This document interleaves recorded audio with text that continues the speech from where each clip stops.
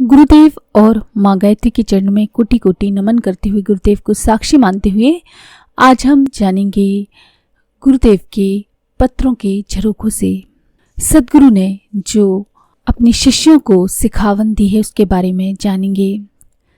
सद्गुरु हम सुरीझ कर एक कहा प्रसंग, बरसिया बादल प्रेम का भीज गया सब अंग। कबीर दास की इस साखी का अर्थ है, सद्गुरु मुझ पर प्रसन्न हुए और उन्होंने रहस्य से भरा भगवत भजन या परमात्मा के ज्ञान की बात मुझे बताई। इसे भक्ति तथा योग प्रसंग कहना चाहिए।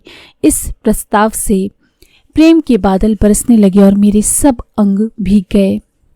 अंग भीगना अर्थात अंतःकरण प्रेम से सराबोर हो जाना।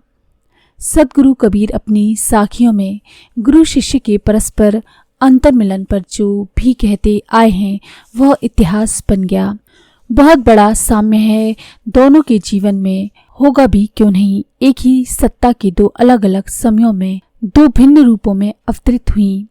कबीर सहज ही अपना कर्मयोग संपादित करते चलते थे और साथ साथ ही जो कह जाते थे वह एक संत, सुधारक और शहीद के नाते उनकी कई साखियां बन गईं। परम पूज्य गुरुदेव जीवन भर आचरण से सीख देते रहे। एक कर्मठ लोक सेवी का जीवन जिए।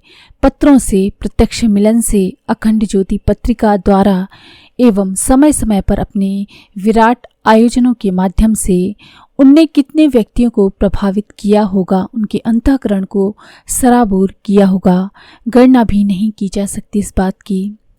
समय समय पर गुरु सत्ता के कुछ पत्र उपयुक्त तथ्य की साक्षी रूप देते रहते हैं। इसके अलावा ऐसे व्यक्तियों के संस्मरण भी, ताकि हमारी श्रद्धा गुरु तत्व के प्रति अक्षुण्ण रहे और भी बढ़े। जिस स्तर तक एक लंबी अवधि 1940 से लेकर 1990 के बीच उनने कार्य किया वह भागीरथी पुरुषार्थ से भरा हुआ तो है ही।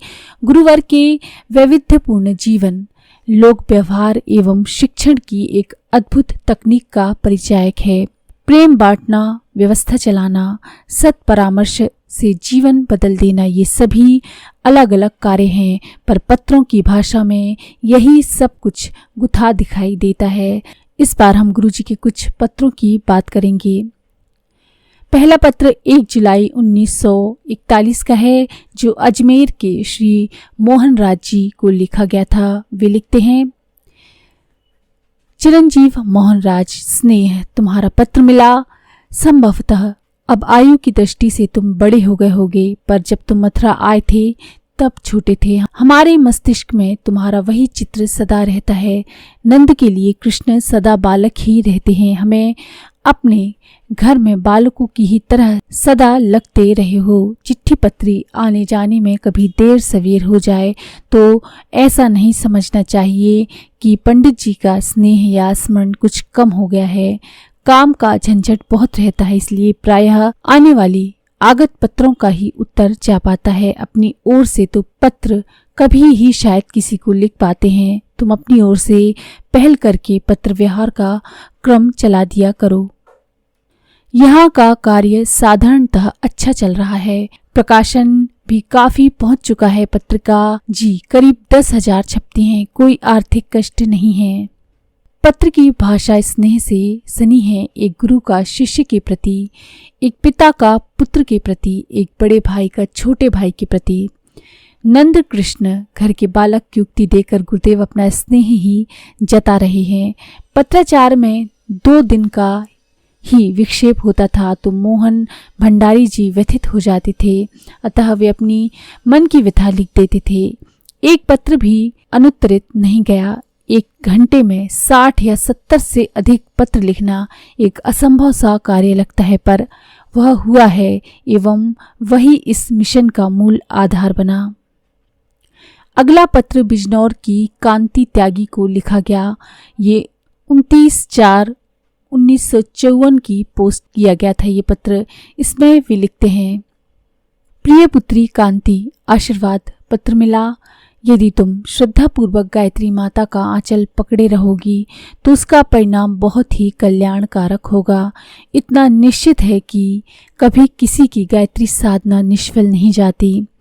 तुम्हारे पूछे हुए सभी प्रश्नों का उत्तर गायत्री महाविज्ञान के प्रथम खंड में मौजूद है। एक बार उसे ध्यान पूर्वक पढ़ लो तो सभी बातें ठीक प्रकार समझ में आ जाएंगी।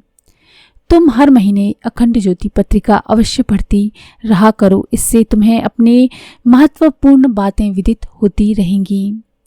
गायत्री के प्रति परिपूर्ण श्रद्धा विकसित करने की बात पितृवत लेखनी से पूज्यवर कर रहे हैं। साथ ही गायत्री महाविज्ञान से सभी समस्याओं का समाधान एवं अखंड ज्योति के स्वाध्याय को एक नियमित रूटीन बनाने की बात भी कर रहे हैं। उनका स्पष्ट मत है, शुरू के भी कई पत्रों का जब हम अनुशीलन करते हैं तो यही रहा है कि अपनी सारी समस्याओं का समाधान अखंड ज्योति में ढूंढने का प्रयास करें।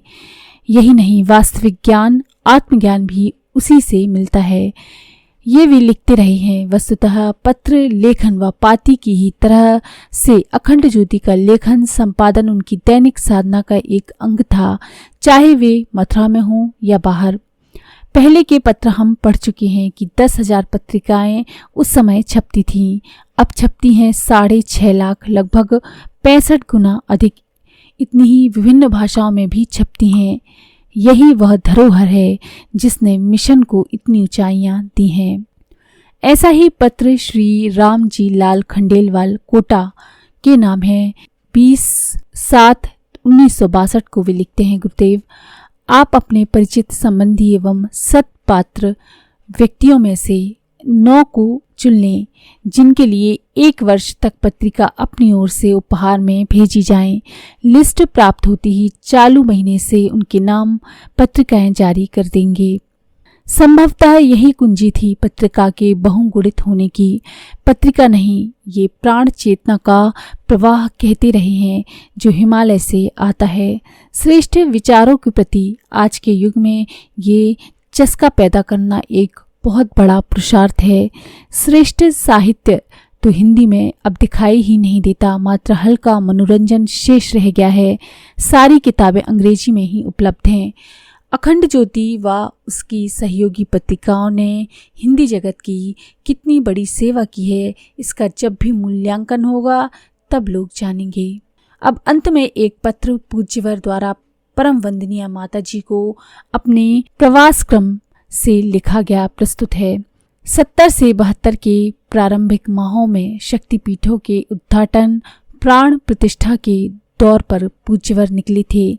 लंबे प्रवास होते थे। हर दिन वे जहाँ भी होते थे वहाँ से शांति कुंज की व्यवस्था, कार्यकर्ताओं के लिए निर्देश, संपादन आदि के मार्गदर्शन परक पत्र लिखा करते थे। कभी कभी एक दिन में 3-4 पत्र हुआ करते थे, प्रत्येक पर क्रमांक डला होता था। ऐसे कई पत्र हमने 2002 के अक्टूबर-नवंबर माह की पत्रिकाओं में अखंड ज्योति में छप चुके हैं। यहाँ मेहसाणा से लिखा हुआ 16/11/1971 का क्रमांक 13 वाले पत्र का अंश प्रस्तुत करते हैं। सत्र, सुरक्षा, पत्र व्यवहार, मिलन, संपर्क, चौका निर्माण, ब्रह्म वर्चस्व, जड़ी बूटी आदि सभी काम ऐसे हैं जो पूरा मनयोग तथा परिश्रम चाहते हैं। छोटे आकार के होने पर भी उनका स्तर उठाना चाहिए। सभी कार्यकर्ताओं में जिम्मेदारी, सहयोग एवं श्रम निष्ठा की भावना भरनी चाहिए। उसी से उनका निज का तथा मिशन का स्तर उठेगा। नित्य प्रातः सभी को बुलाकर सुझाव, परामर्श, पर्यवेक्षण का क्रम चलाना चाहिए। यही कुंजी है संगठन संचालन की, किसी संस्था को खड़ा करने की एवं विधि व्यवस्था से उसे आगे बढ़ाते रहने की। परम पूज्य गुरुदेव के मार्गदर्शन को पढ़ते हैं तो उसमें एक श्रेष्ठ साधक बनने की सीख मिलती है, स्वाध्यायशीलता का मार्गदर्शन मिलता है एवं संगठित होकर सलाह लें, सम्मान देने वाली नीति का परामर्श प्राप्त होता है। यही कारण है कि समूह साधना इस मिशन की नस नस में संव्याप्त है एवं ये परिवार निरंतर बढ़ता प्रगति ही करता चला जा रहा है। विनोबा कहते थे, कार्यकर्ता को यश का दान कर देना चाहिए, निर्लिप्त भाव से बिना श्रेय लिए जीना चाहिए।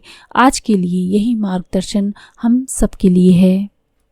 तो ये है गुरुदेव के द्वारा लिखे हुए कुछ पत्रों के अंश। अगर आपको ये जानकारी पसंद आई तो प्लीज़ लाइक करें, शेयर करें, सब्सक्राइब करें मंत्र सिद्धि चैनल।